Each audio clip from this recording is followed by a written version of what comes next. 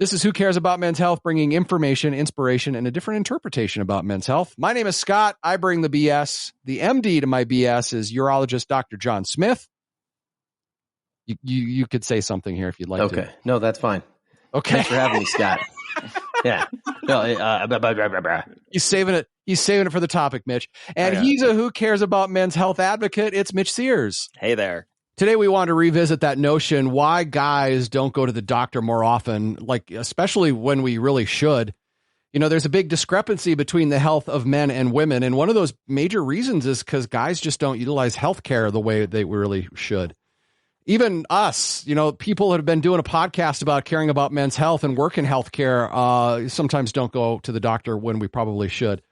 So a lot of times on this show, what we try to do is not only bring our personal experiences, but we also try to bring in some academic research to get other perspectives as well. So there was a paper on reasons why guys don't visit the doctor more often. Mitch sent it around to all of us. Dr. Smith, did you see that? I read that paper, so I kind of prepared, and I don't love that paper, by the way. I mean, they took a bunch of kids from like Weber State or Utah State that were like in their 20s and 30s, and I can tell you what I thought in my 20s and 30s. I'm freaking Superman, dude. But I mean, if I have an ache or pain, I'm going to be fine, dude. I thought I was 25 until I was 40. Right. But here's the thing, like the whole notion of this conversation is because of me. Like I should know better. I've been in healthcare for 10 years now. How long have we been doing this podcast talking about how guys need to take their health seriously? You need to go to the doctor when you have issues. Don't be the guy that the wife has to nag. Go see the doctor and like, I'm fine. And I still was that guy just weeks ago. I was that guy. Like, how stubborn is that? Well, then let's talk about it. I think that's a great one. I mean, it's like, dude, I can tell you right now, I didn't think I needed to go to the doctor. I mean, I still don't. And I mean, now I think I'm like 27. So, right. You know, even though chronologically that's a lie. Right. 100%. I mean, until I go to the basketball courts and try to play basketball with these kids, I still think I'm 27. Like, do you still avoid the doctor? Yes. You're a doctor and you avoid the doctor. Yeah. I don't like going to the doctor.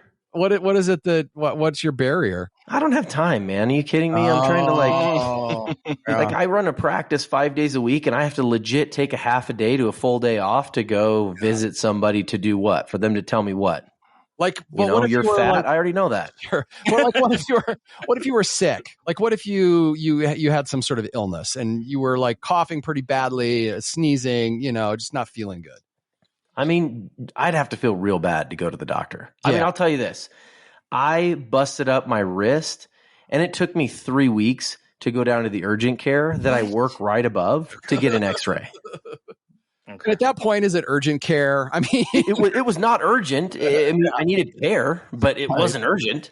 You know, I just wanted to make sure it wasn't broken, that if I was doing stuff that I wasn't really screwing myself over. Got it. Mitch, how about you? Are you still avoiding the doctor, or are you pretty good about it? I didn't think I was until recently. Yeah. There was a, like, my yearly checkup came up and like I rescheduled it. Because I just was like, I can't even this week, like not interested. Why? What was your thing? Was it time or something else? Kind of stress levels. There was this part of my brain that was like, I'm going to go and they're going to find something. And that's going to be a whole thing. That's going to be a whole thing. And I'd rather like not deal with a whole thing right now. Sure. Right. That makes sense. Mine happened over the holiday. I get this kind of biannual sick that I get where like the first couple of days I sneeze and then that goes away and I never feel bad. I never get a fever. And then it kind of moves into my throat, I guess, because I will cough a lot and, you know, it can be a non-productive cough and I'll start to lose my voice. So I've just gotten to the point where I'm just like, it's just the same as always. And this time though, it lingered for 3 or 4 weeks. And finally my wife's like, well, you go to the doctor and let's give me a couple more days. And if it doesn't turn the corner, I will, because it's just the same old thing.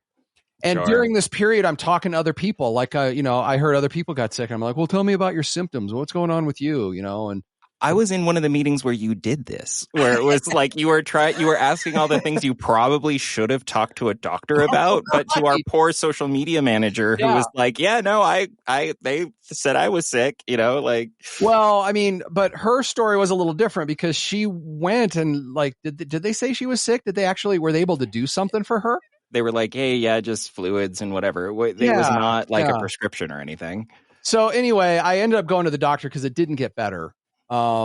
and I tried to diagnose, like I'm trying to like figure out if like, what do I have? What other people are complaining about? Because there's a lot of people complaining about like this 3-week, 4-week long thing, right? Yeah. Mm-hmm. So I go into the doctor and they do their thing, and turns out I have walking pneumonia.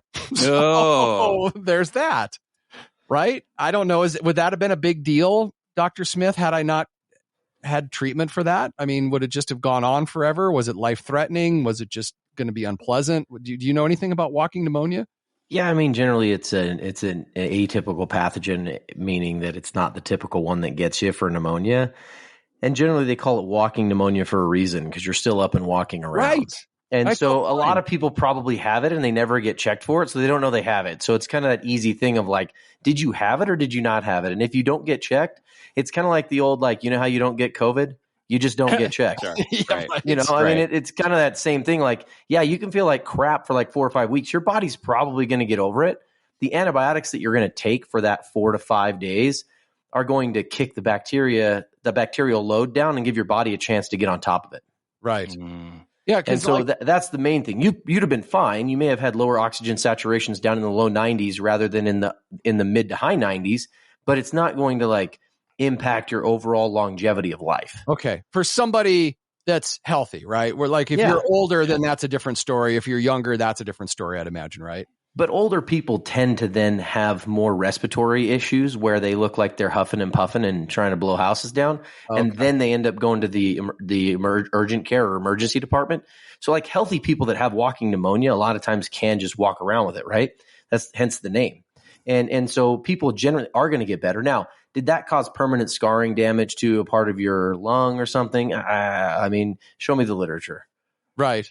So, I mean, for me, I guess what it is it's just like I was constantly coughing. It was this dry cough. It was annoying to me. It was annoying to people. And, I'm still sick, right? So I might be up walking around, still working. I don't have a fever, but, it's exhausting. It's tiring. Going in for treatment, did that actually shorten the duration, do you think? I mean, generally that's why you treat it, is because you shorten the duration you decrease the risk of like long-term complications like, scarring the lungs, whatever. Got it. So here's kind of the dumb thing. So I find out I have this walking pneumonia, which, by the way, you tell that to people, it freaks them out. They you've got something major, but I'm like, I feel fine. But so here's the thing.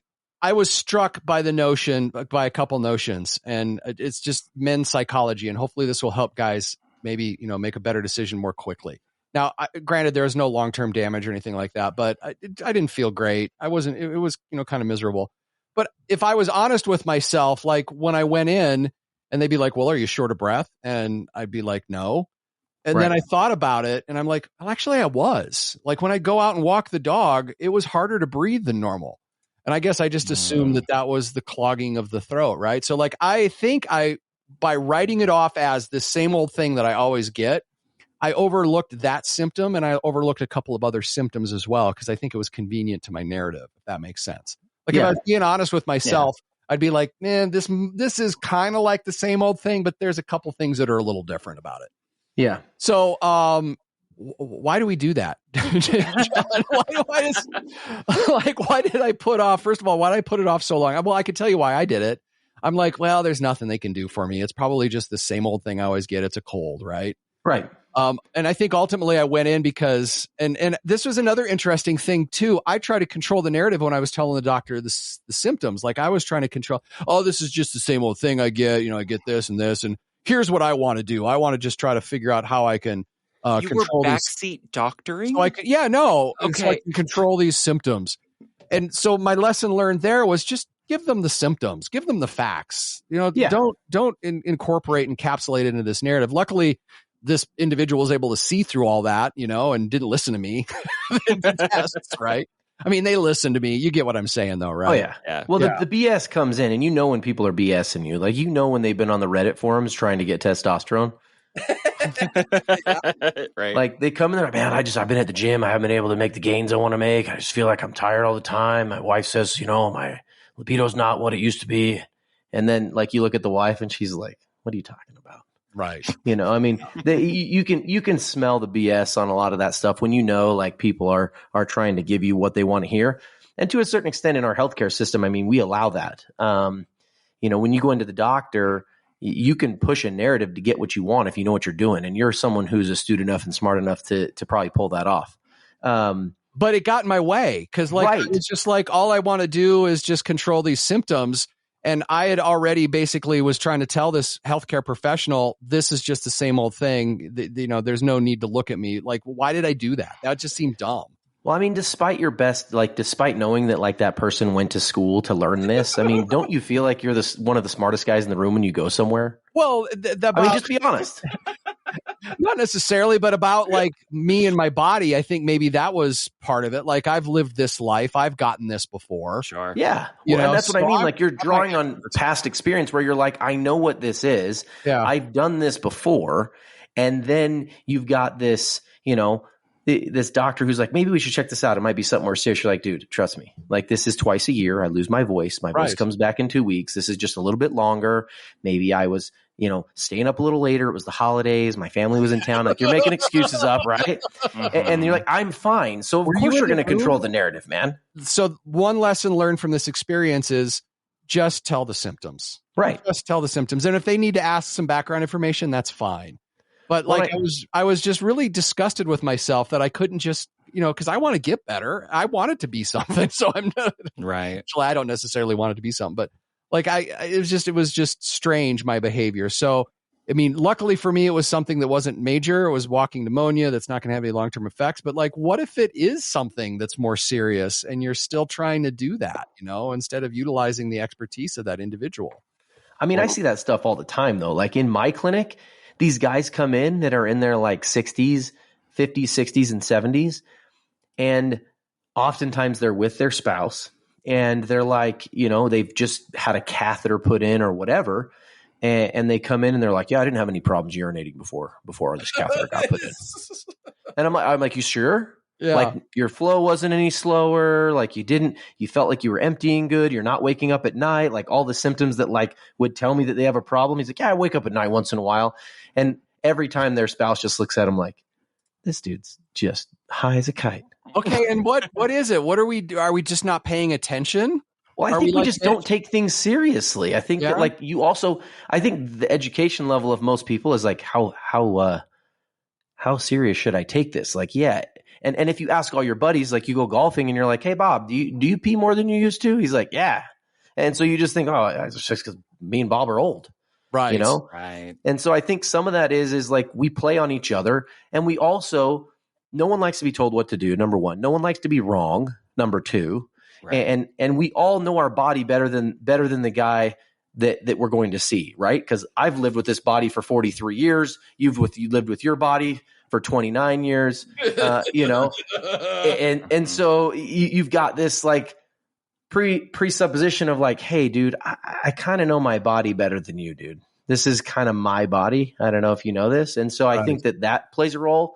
Plus guys in general, I mean, like they don't like taking time to go to the doctor. Doctors are annoying. Let's get serious for a minute. I mean, there's a lot there that I can totally see these people going, it's not that bad. And the other thing is that's the other thing that gets you. Yeah, it's not that bad. How many times you bought something at a restaurant and you're like, it's not that bad. Sure. I mean, and we kind of just settle for that kind of stuff. Right. So in some instances, that's probably not the best play, huh? No, I mean, I think in most instances, it's not a good play. Yeah. If you get that steak and you're like, it's not that bad. When you could have had a steak that was cooked correctly and you would have really enjoyed your meal. I mean, think of it from a terms of another avenue where you wouldn't put up with that, right? Like you go get your tires rotated and your car, shakes a little bit. You're like, it's not that bad. Right. You're not going to put up with that. You're going to go back and be like, hey, Tommy, my car shakes when I drive it. You didn't do this right. Go do it right. Yeah. Right. And so we don't do that to ourselves because we're never wrong. I also wonder how much of it is because I know myself, like I've also run into the like not wanting to bother the doctor, right? If this turns out to be nothing, like, man, oh man, like I've wasted their time. And number two, almost like a DIY approach to my health on occasion. Yeah. Right. Where TLC is completely ruined medicine. Oh, 100%, right? Because I like in the past, I've been someone I stub my toe all the time. I don't have a lot of body awareness, but I've broken multiple toes multiple times, and it's gotten to the point where it's just like, I know how to fix this. I'll like tape it to the next one. I've listened to pieces. We've recorded pieces with ER docs about what they would do in the ER. When maybe there are some things that happen that maybe I shouldn't be trying to take care of myself. Well, and even in medicine, I mean, you see doctors that sometimes will like, oh, I just prescribe myself an antibiotic because I feel okay, which like I have a rule, like I don't treat myself. Like if I need something, I'm going to just go and get it, get care. Right. But I also made that determination when I was a really young doctor in medical school, because I had some folks who I worked with that were like, hey, let me give you a piece of advice. And these were people that were mentors that I looked up to, and they're like, never treat yourself, because you're always going to kind of look at it from your skewed perspective. And I'm not the pessimist. So like, I'm always going to look at it like, it's not that bad. Right. Which most people probably do. I think this would probably be a great time to end this podcast right there. That story, that notion that even doctors cannot look at themselves and symptoms that they have honestly and diagnose themselves. You really need to have that external point of view sometimes. And I think, Mitch, maybe even what I was doing by saying all that is I was trying to make it that I wasn't bothering the doctor, right? Like, hey, I know that this is the normal thing I got. I know there's nothing we can do about it, but I'm just looking for the best way to control these symptoms. That was my ask, right? Right. Like, and I think maybe that's what I was trying to do, was just to say, hey, I'm here for a purpose. Well, you're not wasting the doctor's time. I mean, my thing is again, I know that, right? Yeah. But come on. Well, but I mean, we still feel that, like, and there is that like press of like, doctors are busy, blah, blah, blah, blah, blah. But the other thing you got to think about too is like, when you go somewhere, you paid for that movie ticket, and you're not going to let the guy in front of you ruin the movie for you, right? I mean, you paid your money to be there. You might as well get your money's worth out of that copay. And I joke with patients all the time. I always say, hey, is there anything else you got?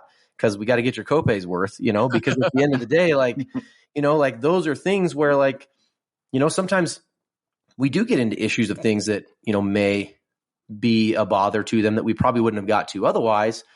And you've got to realize, like, going in like, hey man, I'm paying this copay. Let me get my money's worth out of it rather than being a burden on the doctor. And I feel like a lot of patients do feel that way. Like, I'm probably a burden on this doctor. And it's like, like, bring it up. Like, that's what I'm here for, and some doctors might have less time than others or whatever. And so, but at the end of the day, like, that's the whole reason you're paying them. You're paying them for their expertise. Like, you don't tile your own floor in your house because you're going to pay somebody else that has the expertise to do that. You could probably DIY that too. When there's a specialist out there that can, And that guy could have done it in half the time, right. or a third of the time, and it would have looked way better. And you would have spent, if you look at your time as money, you would have been better off. Yeah.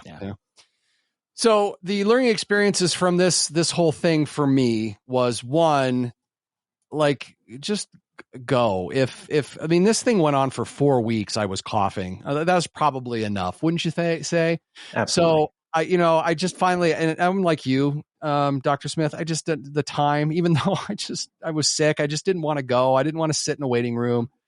They did the x-ray. They found out that I did have something that wasn't the normal thing, and they were able to give me some medication that hopefully shortened the duration of that, although it did kind of linger for a long time after that. Even still trying to deal with the cough, believe it or not. Well, some of those things linger for a long time. Yeah. The second thing is just the dishonesty with myself, me just default going to this narrative that this is the same old thing, without actually even really considering other evidence that was right there in front of me until I was confronted on it and asked about it. And I'm like, yeah, you know what? I have been short of breath lately. Yeah, I guess my chest has been tighter than what it normally is with this particular thing, right? It was just bizarre to me how blinded I could be by that. And, me, it was just walking pneumonia. For somebody else, it might be a cold. But for other people, it could be more serious symptoms. Yeah. And then my need to go in and control the narrative, and my need to, tell a story as opposed to just saying, hey, here's what I'm experiencing right now. What do you think? I think that's human nature, though. I mean, I don't know what you guys think, but I think, like, when you go in, I mean, you never want to show weakness. You never want to show the, it's fine. And in reality, you want to go and control that narrative because it's your body and you feel like you do want to have that opportunity to control it. I don't know. Yeah. I mean, I would probably do the same thing knowing, how I operate is, I would obviously want to make sure that they knew that like, hey, I'm not an idiot. Yeah, I think there's some ego involved for me too. So like what do you like for a patient as far as how they explain what their situation is? What is the most useful for you to help them?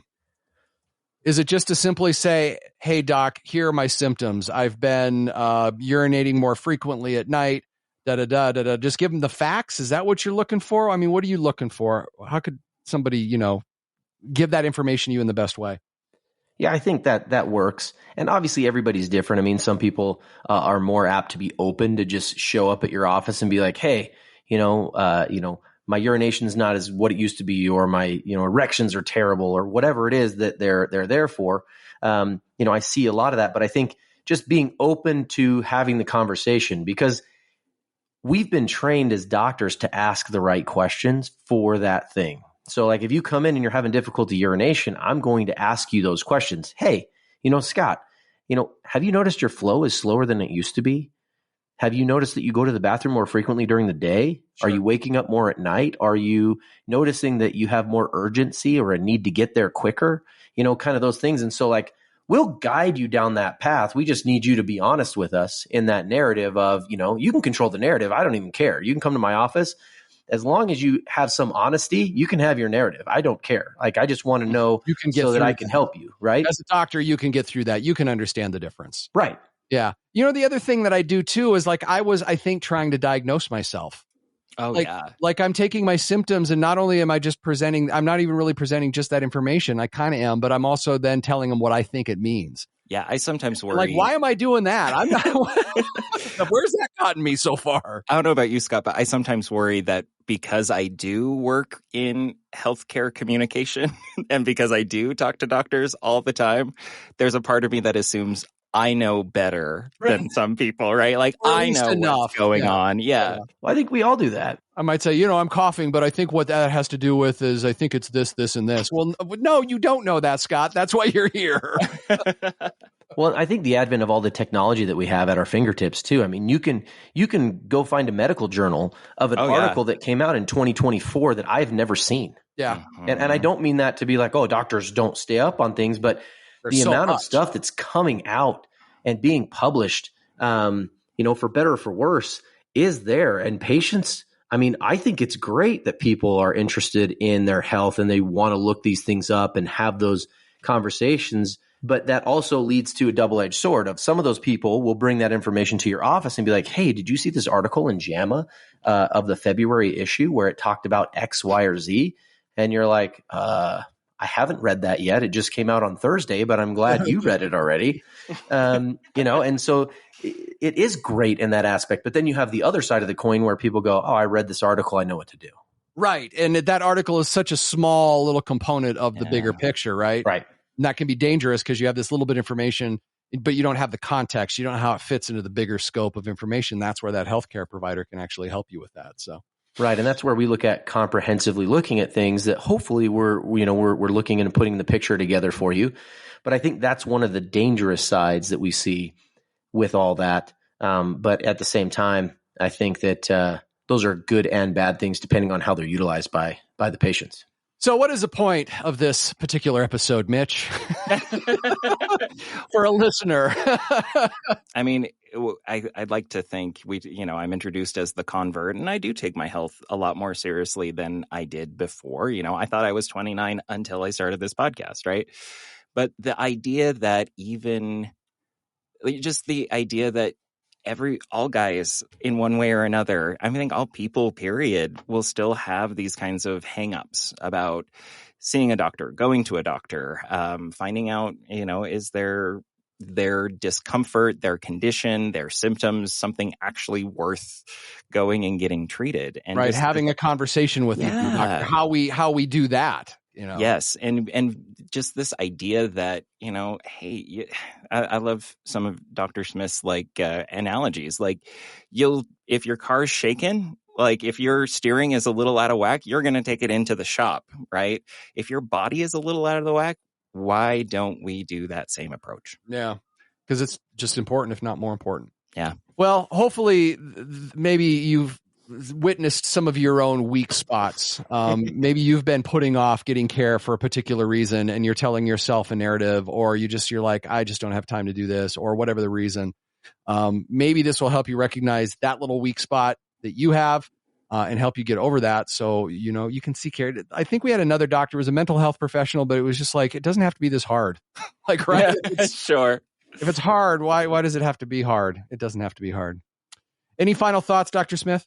No, I think this is great. I think the biggest thing I would say is just, sometimes it does take a little bit of swallowing your pride or your knowledge and ability. And I would never disparage somebody for taking an active role in their health. I think it's awesome. But I think sometimes saying, hey, let me just check in, make sure that I'm on the right page, because this person got a mortgage on their brain to figure this stuff out. And so I might as well get some insight. And it's only going to cost me $20 or $40 for this copay to really go in and ask my questions. And asking those questions, you're going to get the answers that are going to benefit you long term.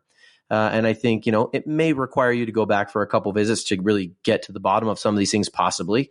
But again, you take your car into the mechanic because he's an expert in that field, right, to play on that old analogy. But, most of us don't change our own oil. Most of us don't, balance our own tires, all those things that we do that we're fine paying somebody for. But when it comes to our health, we're like, you know what, dude, I got Google. I got the cell phone. I got unlimited data. I'm just going to go ahead and look this up, and then hopefully it works out. Right. When you go spend $150 to get your oil changed in your car, but you won't spend $40 to go and get the information that you can get about your health, which is, really important. Or try to save your marriage because you've been coughing for 40 days straight. Right. Because your wife hasn't slept in a month and a half and she hates you now. Yeah. Spouses don't enjoy that. No. I don't blame them. They shouldn't. All right. Well, thank you very much for letting us have this conversation with you, Dr. Smith. We sure appreciate you having on the show. And do you have any insights of your health? Do you have any similar stories that you'd like to share with us? We would like to hear from you. You can email us hello@thescoperadio.com. hello@thescoperadio.com. Thanks for listening. Thanks for caring about men's health.